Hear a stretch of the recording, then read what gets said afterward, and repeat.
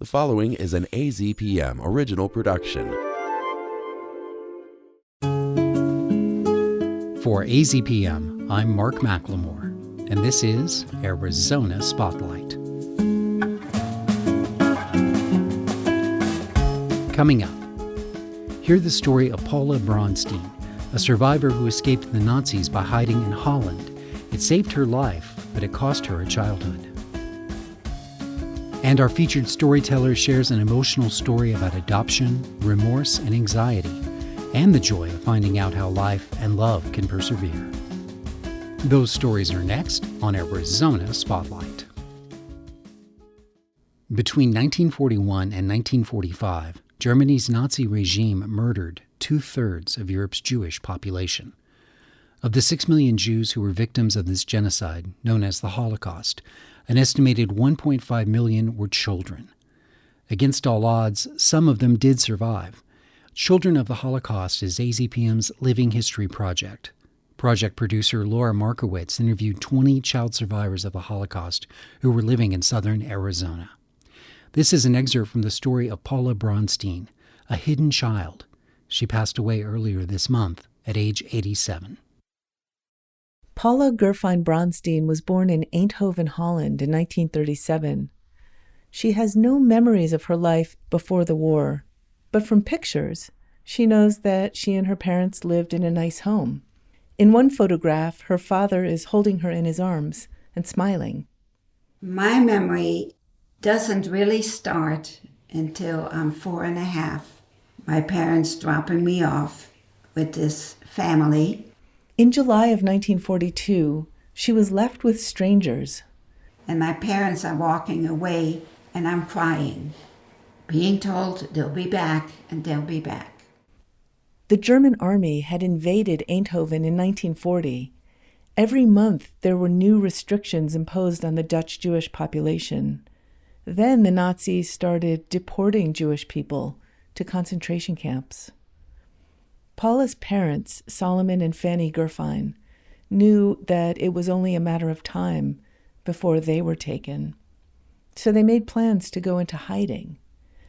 They found a Dutch couple willing to take Paula. Their names were Lies and Jaap Rauder. Nice Dutch people. They had no children. They ran a boarding house, renting out 6 or 7 rooms to factory workers. They told Paula to call them aunt and uncle, tante and oom. So, Tante Rauder, Ome Jaap. And I was the niece. I was always told I couldn't go outside. When there were other people coming into the house that did not know anything about me, I had to go into a basement so they wouldn't see me, and not to talk or cry or anything. Paula didn't understand why. She didn't know that the Nazis were offering a bounty to Gentiles who turned in hidden Jews. She didn't know the Rauders were risking their own lives to hide her. The neighbors had 2 children, a boy and a girl, kind of my age. And in the beginning, my tante let me play with them until the boy, he decided to ask me some questions. How come your hair is dark? How come your eyes are not blue? Those children had blonde hair, the Dutch children, and I had no answer to that question. So when I went back to Tante to the house, I told her. She says, you can't play with them anymore. And I had no childhood at all at that time. There was no kindergarten or anything for me. They had a girl, a cleaning girl, maybe 17 or 18, and she kind of guided me and taught me some sort of reading so that I would be able to go to school afterwards. And my tante made her or asked her to take me to the Catholic Church, become involved in the church and, have nothing to do with what I was supposed to be. So I became Catholic. I liked it. That's all I knew. I got a rosary. I don't know if the sisters in the church knew anything about me. I did have a communion. Apparently, I got a pink dress that I remember. So that became my life. The Allies started bombing nearby factories that were making German military parts. Some of the neighbors had built themselves bomb shelters. When the planes started to come over with the bombs, that people with the 2 children on the other side of the house, they would not let us go into their bomb shelter. But 2 doors down, there was another one that had it, and somehow they let us in. And we had to be in there quite often with the bombs, the planes coming over. And I took my rosary and I prayed to God, to Jesus, that they wouldn't hit us. And it didn't hit us. It did hit the house next door. One day in 1943, an SS officer showed up at the router's door. You had to take in an SS officer, had to go now and live in your house so that he would have a nice place and get food, and the Dutch people had to cater to him. So here I am, supposed to be her niece, and this Nazi officer now comes in. He was a short guy, kind of blonde hair, short guy. And he's making nice to me. I'm sitting on his lap, and I don't seem to talk too much to him. If I remember, my aunt would tell me, don't say anything. I am your aunt, and your parents are, I don't remember what I'm supposed to say where my parents are, because I didn't understand any of this, why I'm even there. Just thinking about it afterwards, how this could have gone wrong for me, and it could have gone bad for my tante and my oma Jaap, because what they're doing, the Germans, hold them just as responsible, even though they are not Jewish, but having anything to do to save a Jewish life, they can be sent to camps just like the Jews on the trains. So the 2.5, 3 years of the wartime goes on, and finally we're starting to hear, I guess from radios that you're not supposed to have, but they did, that the Americans or the English are going to be flying very close to the town, Eindhoven. We all went upstairs to the attic and looked out the window and saw the planes and the parachutes coming down, and it was the happy, happy day. Eindhoven was liberated on September 20th, 1944. This Nazi now has to leave. And that's when I kind of became aware of why I was with these people, Tante Ruiter and Oma Jaap. She and I are walking him to the front door, like a guest, My tante is standing to my right. He's standing outside of the front door. Then he looks at me, and that I remember clearly. He points his finger right at me, and he says, "Now, Paula, you can go free." What does that mean? So afterwards, I'm finding out. Well, you are Jewish, and the Germans were catching Jews, and that's why you're here until your parents come back to pick you up. Paula's parents waited a few months until all of Holland was liberated. They wanted to make sure the Germans wouldn't take back the city.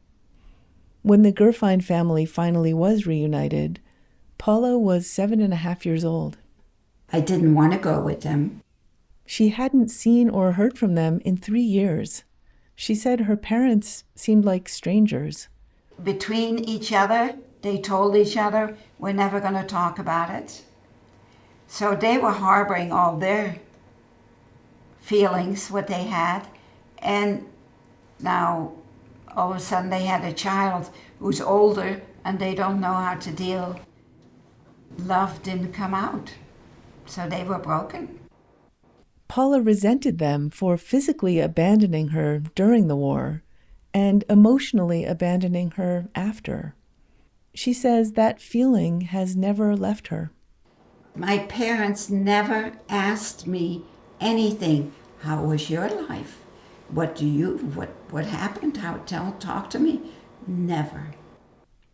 The older I am getting, not knowing how much longer I'm going to be here, it hurts. Paula's parents lost their home and all their possessions during the Holocaust, and they never recovered. They struggled in poverty. Paula's brother was born in 1948. Her sister was born 18 months later. With her parents' attention focused on her siblings, Paula felt like even more of an outsider. She missed the Routers and visited them whenever she could. I would walk to her house, their house. And of course, when we came to America, we wrote letters. She was 15 when they moved to California. They lived in a trailer, but it was too small for a family of 5. Where's Paula going to sleep? Oh, no room for Paula. She ended up moving in with her uncle and his wife. Paula finished high school, and at age 18, she got married. She tried to put the past behind her. My husband is watching on TV a lot of these war movies, and I see all this Hitler guy. I would tell him, I can't watch, so I'm walking out of the room. And I didn't start talking about it until I'm in my 50s. The group that I got involved in, the Child Survivors Group in Los Angeles, met a lot of Dutch people also who had gone through similar, which helped me tremendously. It's for me so emotional to have happened, and then again, look, for them and for me. She was lucky to be alive. 70% of Jews in the Netherlands perished in the Holocaust. Many of the survivors were saved by people like the Routers, people who recognized the humanity in others and felt obligated to act in the face of injustice and brutality. These courageous individuals came from all faiths and all walks of life. Jewish people call them the righteous among the nations, or righteous Gentiles. Paula Bronstein wished that Lise and Jaap Router could have been honored as righteous Gentiles. She wished she could have said, thank you. For Arizona Spotlight, this is Laura Markowitz. The full interview with Paula Bronstein and 19 other participants in the Children of the Holocaust web series are available now at azpm.org. There's something very powerful about a single voice sharing a true story. It gives a chance for the storyteller to let their personality shine and forge new, possibly unexpected connections with anyone listening. In support of this important community tradition, Spotlight will feature a different local storyteller on the third Thursday of every month. Here's Tony Paniagua to introduce our special guest. Thank you, Mark. Our storyteller this month is Beth Colburn Orozco. Colburn Orozco is a writer who teaches at Cochise College southeast of Tucson, and she also holds a monthly open mic night event in Sierra Vista. Before her emotional story that deals with adoption, she shares some of her recollections about when she first moved to Arizona. Beth Colburn Orozco, thank you so much for joining us. Oh, thank you for having me today. You are an instructor at Cochise College and also a very prolific writer. I know you do blogs and everything else. I was speaking to you prior to this interview, and you were originally from Wisconsin, but you've been in Arizona now for 3 decades. Can you tell us what brought you here, please? Well, I had been living in Wyoming for a bit, and I went to a job fair, and I knew just enough Spanish to get a job here on the border. So I started in K-12 in Nogales with Nogales School District. and taught second grade and fourth grade for several years. Oh, and then I moved over to Patagonia and taught over there for a few years. And then you also got a job at Pima Community College, the University of Arizona, but you've been the longest at Cochise College. At Cochise College, yeah. I've been there, oh my gosh, since 2001. Yeah, late August 2001. And you have an interesting connection with 9/11. I do. So it was, the Douglas campus is kind of in the middle of nowhere, right near the border, and I was teaching ESL. I had lots of students that were crossing every day, crossing the border. And on 9/11, the border was closed that morning. And so I had students that were stuck on our side and students that couldn't cross and families that were just terrified and panicked. Because I was new to the college and because I had been driving, it was 2001, I didn't have a cell phone. I didn't know the college was closed. I didn't know what was going on. So I got to campus and I was one of maybe 3 adults that were on campus, and we tried our best to help those kids out during that day, yeah. So that must have been a really fascinating way to begin your new career at Cochise College. And what eventually happened with that? How many weeks was it before? We never got our students back, really, because there were so many laws put into place to keep people from crossing that our program really dwindled. And as a result of that, I lost my job that May because we just didn't have a program anymore. Things have changed since then, but there were a couple of years in there that were really tough for those kids. Yeah. Oh, I hadn't thought about that. So at that moment or back in those years, if you lived in, let's say, Agua Prieta, Sonora, Mexico, or Naco, Sonora, Mexico, you'd be able to come across just for school and then go back? Yeah, you could come back and forth every day, and that was taken away. And that, I think, lasted about 2 years. All right, let's fast forward. And you've been at Cochise College as an instructor in English and writing. Can you just tell us about that experience and what you do there? Sure. I teach literature and I teach creative writing, and I've been doing that for years. And then in 2012, my husband and I moved to a family ranch in New Mexico, and college was gracious enough to allow me to start teaching online. So I've been teaching online since 2012. Oh, so you were doing it before it was even a thing. It was not a thing. I had a boss that would follow my IP address, and couldn't believe how much traveling my husband and I were doing and how much fun we were having with this whole new online thing. And this was obviously because of COVID. People learned about that, but you were pretty familiar with it already. Yeah, I had been doing it for years when COVID struck. Yes. In addition to teaching and writing for yourself, you're also very involved in the community. One of those aspects is open mic, and I attended an open mic, a couple of them in Sierra Vista. Tell us that history, please, and why you're doing this. What is the goal of this organization? As you know, Cochise County is right on the border, and we just don't have a lot going on for the arts. And we certainly don't have a lot going on for writers. So in 2017, I started this open mic through Cochise College. And we meet once a month. Up until COVID, we were meeting at a place called Broxton's, a little coffee house in Sierra Vista. In 2020, of course, we went online. And that was really an exciting time because we were able to get authors in from all over the country. And they didn't have anywhere to sell their books. They weren't doing speaking engagements, so open mic kind of became the thing. And then 2022, we went back to open mic in person, but to a new venue. And that venue is called Urbano Bar and Bistro, and that's still in Sierra Vista. And we do that the second Tuesday of every month. How does it work, and what is your goal behind doing this? For a long time, it was just writers, but we've also noticed that there's a lot of musicians who have original work and don't have anywhere to play. So it's now opened up for musicians and writers and poets. The goal is really to create a community of artists in Cochise County. And we get people from all over that come in. So Benson, Bisbee, the Bisbee and Sierra Vista organizations, writing organizations, have since kind of come together. So there's lots going on now, a lot going on. What is it about writing and words that keeps you ticking, keeps you so excited. The audience can't see a smile on the radio right now, but there's a big smile right here at this microphone. It's stories. I love stories. I'm the person that goes to a wedding or a baby shower. I was just at one this last weekend, and I find that one person that I just know is going to have something fascinating to tell me, and they do.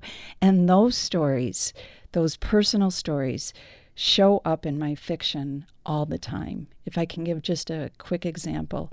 Several years ago, I was at a friend's house, and he had made frog legs. I don't know if you've ever had frog legs. Not a big fan, but it was a nice dinner. And I asked him about the frog legs, and he was an East Texas guy, and he said, Beth, what you do is you take a big tumbleweed, you cover it in bacon, you stick it on a string, and you stick it in the lake. And then all these frogs attach to this tumbleweed. It was fascinating. Fast forward like 10 years, that scene showed up in a short story of mine. And it happens all the time. Yeah. So fiction is reality and vice versa. Exactly. Beth, you've been holding these open mics now since 2017, both in person and virtually. Has there been an unforgettable moment along the way? There has. There's been several. But we have a gal living down in Sierra Vista. Her name's Denise Agnew. She's a prolific writer and reader. And last year, one of her screenplays was picked up for Lifetime movie. And so we actually had movie night on a Taco Tuesday at Urbano's and showed her movie. So somebody just famous among us down in little old Sierra Vista. Lives are being changed, whether on the big screen or in big ways or just personally, one-to-one, right? Oh, absolutely. Yeah, we have people that come in all the time that always say, I've never done anything like this before. And pretty soon they're playing original music. They're reading poetry for the first time. And once that bug is struck in them, they just blossom, and they come back over and over again. Beth, you say you love stories, you love words, and you are our special guest for the third Thursday of the month storyteller. Let's hear from you now. Thank you. This story is called The Search. Our realtor called with bad news. The woman buying our house had pulled out of the deal that morning. My husband Ron was in Kenya on business. Our WhatsApp communication was iffy, and I hadn't heard from him in 3 days. Standing among a sea of boxes and scattered furniture in our new house, I fell apart. I was both anxious and angry, but it was more than that. I felt untethered. Needing something to ground me, an overwhelming desire to find my daughter struck me. Digging through the mess in my new living room, I found the adoption box and my laptop.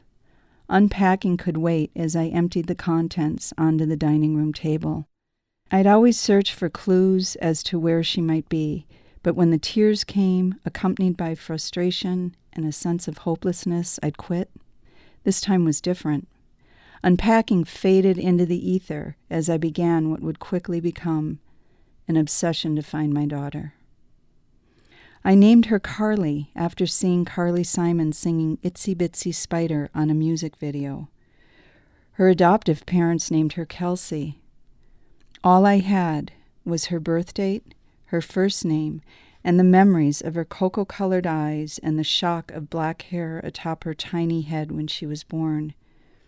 At the adoption agency, I had requested that she would be raised Catholic in a rural community. I had hoped that we would at least have these things in common when we were reunited. Unable to sleep that night, I brought my laptop to bed. When Kelsey was born, I was still living in Wisconsin, where I was raised. In a Google search, I entered the name Kelsey and Wisconsin. Several women appeared, though none of them fit my daughter's description. This went on for hours. At some point, the dogs started whining. The sun had come up, and they wanted out. I quickly entered a sleep-deprived, insatiable preoccupation to find my daughter. By the time my husband came home, I was out of control. Days had passed since I began the search, and despite an inbox full of midterms to grade, emails to answer, and laundry piling up next to the washer, I was powerless against the yearning. I became adept at keeping notes and cross-referencing information from online searches. Facebook paired my daughter's first name with real people, gorgeous women in their late 20s with dark eyes. Does that girl look like me? I wondered. I found teachers, photographers, nurses, engineers, and waitresses, women who were married with children, and others who were single. Several weeks into the search, I thought I might lose my job. I'd gone down the rabbit hole. I was praying, on my knees at the foot of the bed kind of praying, with my forehead resting on folded hands. I begged, "Please, God, I need help. I need an angel." Shortly afterwards, my prayers were answered by a woman who worked for an organization called Search Angels. She taught me how to refine my online searches and provided a list of sites I hadn't thought to access. But most importantly, she cheered me on. I may have been failing at work and at home, but this one thing I was good at. I would find my daughter. After Thanksgiving, I went to bed and stayed there for 3 days. My body ached. I had to give up the search to sleep. Nearly 2 months had passed since I began looking for Kelsey. As I started to feel better, I hoped the spell was broken. I told myself if my daughter was out there, it simply wasn't my time to find her. Wrapped in blankets, I retrieved my laptop to see if the search angel had found anything. She hadn't. Discouraged, I turned on a movie and entered Kelsey's name and birth date into my laptop. On Google's 3rd or 4th page, I found an obituary for a girl who had died in a car accident. For the first time, it occurred to me that perhaps my daughter was dead, which was why I couldn't find her. I had worried about all the things that could have gone wrong in her life because of my egregious mistake in giving her up. But if she were gone, I would never have the chance to say I'm sorry, to say I love you. The thought that Kelsey might be dead haunted me. The holidays came and went as I scoured the internet for my daughter. Then, one night in January, the name of someone I hadn't seen before appeared in a simple Google search. Hands shaking, I entered the name into Facebook. Kelsey's photo popped up on the screen, and the place where she had lived inside me flooded with visceral heat. "There you are, sweet girl," I whispered. She had my profile, my fingers, and my chin. In that moment of seeing my likeness in another human being, I secured my place in the world. I had not made a mistake. I had made her. Thank you, Beth Colburn Orozco. In case you're wondering, Kelsey did grow up in a Catholic family in a rural area. She is married and lives with her husband in Wisconsin. They have 5 biological children and are fostering a 6th child that they hope to adopt. All 8 members of the family, the parents and 6 children, plan to visit Beth and her husband in Arizona to celebrate Christmas. For more information about writer Beth Colburn Orozco and the monthly open mic night in Sierra Vista, please visit our website on the Arizona Spotlight page at azpm.org. For Arizona Spotlight, I'm Tony Paniagua. Thank you for listening. This show is a production of AZPM. The production engineer is Jim Blackwood. Production assistance by Sophia Hammer. I'm producer and host Mark McLemore. AZPM podcasts are made possible in part by donations from listeners like you. Learn more at support.azpm.org. Thank you.